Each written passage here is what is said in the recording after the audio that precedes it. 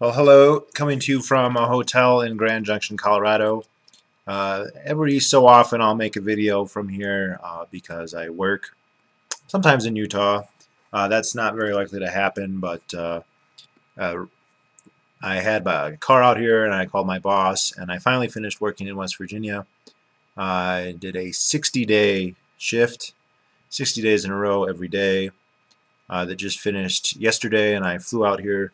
My boss flew me out here to allow me to get my truck, and then also I'm going to get a whole bunch of supplies and drive them back to West Virginia, which means he will pay me for the entire trip. So that'll be nice. It's kind of interesting. I needed to get a ride to the nearest airport, which is about 2 hours away from where I was living, and we have a guy out there who tows our trailers for us. And I asked him if he'd be willing to do it, and he said all he wanted was gas money and the shirt I was wearing. And I was wearing a shirt similar to this one, not a copy of it, but basically a pro-gun rights shirt. He said he really liked it, and so I paid him cash for the gas. I filled his tank, and then I gave him the shirt off my back, and he drove me to the airport this morning. And then I wore this puppy. I always wear provocative shirts when I do air travel. Typically shirts that are antagonistic towards the police state. And it's interesting how the only people who say anything so far have always been positive about it, including any number of TSA agents who are like, yeah, I agree with that, which I find very, very ironic coming from people like that. I can't help but think that if they're aware enough to be pro-gun rights enough, assuming that they're not just making small talk, which is not the impression I ever get, that they would have the political savvy, so to speak, to maybe question their own existence. But I don't ever feel like inquiring further than that. And then I ended up sitting next to a guy from Israel on one of the planes, but I got no indication at any point that he even noticed my shirt. That there's a Hitler figure emblazoned across it. And then, of course, I landed in Grand Junction, and after retrieving my truck and getting it all set to go, car wash, oil change, all that, I ended up at Kohl's, and I was almost done shopping before I realized what was happening. I was like, oh my God, I am shopping for clothes at Kohl's. Something that I always was against my entire life. I hated shopping. I hated when I had to go with my parents. When I was a little kid, we go shopping at malls is pretty much the worst way I could imagine spending my day. And yet, I found myself in Grand Junction, and I thought, you know what I really need is some clothes.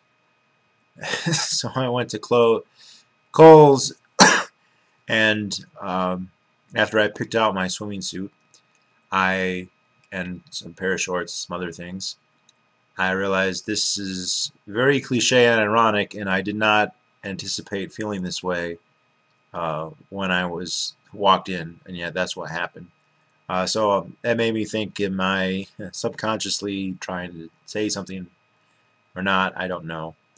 Neither here nor there. It was just an interesting little thing I observed. So not really a topic on this video. I just wanted to relate some of the few of the minorly interesting things in my travels. I think flying is always an interesting thing. There's a lot to observe in an airport. There's a lot going on. I typically, Grand Junction is a relatively small airport as far as airports go. At least ones that have actual service of main planes. Obviously, you can find smaller airports with Cessnas and stuff, but one that you can actually fly in. But you get a lot more of the regional character, but there's still there's lots of economics, there's lots of cultural things. It's just I was in Chicago, which I've never been to Chicago's airport. I've been to the city a few times, although it's been a long time. And there are lots of Orthodox Christians, Mennonites, Orthodox Jews. The guy I met from Israel was not an Orthodox Jew. Obviously people from Asia, a lot of Asians, a lot of diaspora Asians, a lot of, it just gets you thinking about a lot of things. of course, about security, about the economics of airports, property rights. It's to me, it's not something that I have really been accustomed to. I didn't really fly very much until I think I've flown 2 times, 3 times prior to last fall, and then I started flying 2 or 3 times a month for a couple months there, and it's kind of a new thing for me. But anyway, another reason I'm making this video, and this is going to have a pretty short shelf life, is that I am going to be driving across the country the next 2 or 3 days from Colorado to West Virginia. I don't know my exact route, but I believe I will be roughly following the I-70 corridor.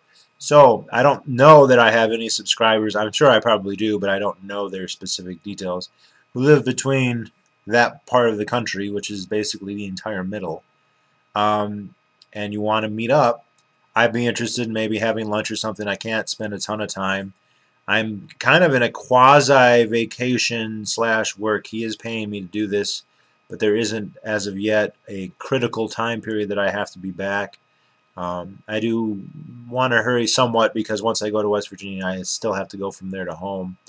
And I have an awful lot of business to take care of. I've been gone, like I said, for more than 60 days, which is count the time that I left. I believe I have an enormous quantity of mail that needs my attention. So I don't want to spend forever. I don't want to do any overnights or anything like that. But if there is anybody who sees this and says, oh, I'm on your trajectory in some way, let me know. I will typically have internet access on my phone while I'm driving. So if someone sends me a PM or a comment or anything, I will see it. I can't make any promises because, again, a lot of people will probably see this one after it's too late. But that'd be cool with me. It's always nice to, meet new people and meet people in real life. So if you do happen to see this and you're interested and you think you might live in the possible path of my coming, and you're interested, obviously, let me know. And other than that, I think I don't have anything else to say. So I feel like I should stretch this out to be at least 30 minutes, but it's just not going to happen today. So I don't know. I guess that's it. It just seems like I can't leave it there, but I'm going to. So I'm going to go try out my new swimsuit now. There's a pool here. I picked up a hotel that had a pool just for that reason. And so I'm going to go do that now.